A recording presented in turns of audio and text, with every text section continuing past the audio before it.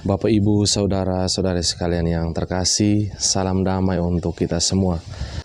Hari Minggu ini kita memasuki hari Minggu biasa yang ke-17. Bacaan Injil hari Minggu ini diperdengarkan kepada kita tentang perumpamaan tentang kerajaan surga.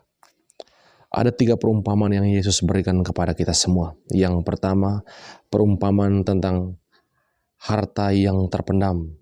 Yang kedua, tentang seorang pedagang yang mencari mutiara yang indah. Dan yang ketiga, tentang nelayan yang menjala ikan dan memisahkan ikan yang baik dan yang tidak baik pada hari akhir nanti. Saudara-saudari sekalian yang terkasih, dalam kehidupan manusiawi, kita melihat banyak manusia berlomba-lomba mencari kebahagiaan. Mereka berlomba-lomba mencari kesuksesan. Mereka saling mematikan satu sama lain. Karena demi mencapai kepuasan pribadi, orang harus menjatuhkan dan mematikan sesama mereka. Itulah kesuksesan yang didefinisikan oleh saudara dan saudari kita, dan juga yang diberikan oleh dunia. Mereka berusaha mencari, mengejar keutamaan hidup mereka. Mungkin tanpa uang mereka tak bisa hidup. Mungkin tanpa harta warisan mereka tak bisa hidup. Mungkin tanpa kedudukan dan jabatan yang tinggi mereka tidak bisa hidup dalam masyarakat yang semakin berlomba. Itulah penekanan yang seringkali dialami oleh saudara dan saudari kita. Dan tak sering pula kita menyaksikan bagaimana penderitaan sesama kita karena persaingan mencari harta dan juga jabatan dan juga kesuksesan dalam kehidupan bermasyarakat. Saudara dan saudariku sekalian yang terkasih, hari Minggu ini Yesus mengajarkan kepada kita apa yang terpenting dalam kehidupan kita, yakni kerajaan surga atau semua perintah-perintah Allah atau semua kehendak Tuhan. Hendaknya dalam kehidupan manusia kita belajar dari sabda Allah teristimewa Mazmur yang mengatakan apa?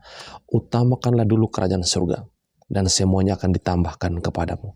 Harta kekayaan kita, warisan kita, jabatan kita, semuanya akan ditambahkan kepada kita. Bahkan kesuksesan kita akan diberikan kepada kita, andai kata kita mau mengutamakan Tuhan terlebih dahulu. Dalam perumpamaan pertama, Yesus mengajarkan kepada kita bahwa harta kerajaan surga menuntut sebuah pemberian diri yang total. Ketika menemukan harta yang terpendam di ladang, orang itu tidak serta-merta menggali dan mengambil harta itu. Tetapi karena sukacita ia kembali dan menjual seluruh harta miliknya untuk memperoleh harta yang bernilai di luar semua harta kekayaannya. Kita dituntut untuk tidak mencuri kebahagiaan orang lain. Kita dituntut untuk memberikan diri berkorban sehabis-habisnya demi mendapatkan kerajaan Allah. Barang siapa ingin bahagia, hendaknya seluruh budinya, seluruh hatinya, seluruh kebijaksanaannya, dan seluruh keringatnya ditujukan untuk bertemu Tuhan, melaksanakan kehendak Tuhan dalam seluruh perkara hidupnya. Yang kedua, ketika mendapatkan mutiara yang terindah, sang pedagang langsung menjual seluruh harta miliknya dan membeli mutiara itu. Pertanyaannya, apakah mutiara bisa memberinya hidup? Apakah dia bisa memakan dan minum dari mutiara itu? Saudara-saudari sekalian yang terkasih, sebuah perumpamaan yang ingin Tuhan berikan kepada kita bahwa mutiara itu adalah kerajaan surga. Kita harus dengan sukacita merelakan kesombongan kita, kebanggaan kita, semua upaya kita untuk membahagiakan diri sendiri demi kerajaan surga. Lihatlah para rasul, lihatlah para martir yang jaya, lihatlah putra-putri bangsawan yang menjadi santo dan santa, menjadi orang-orang besar dalam gereja. Mereka bahkan menjual seluruh harta miliknya untuk mengikuti Kristus.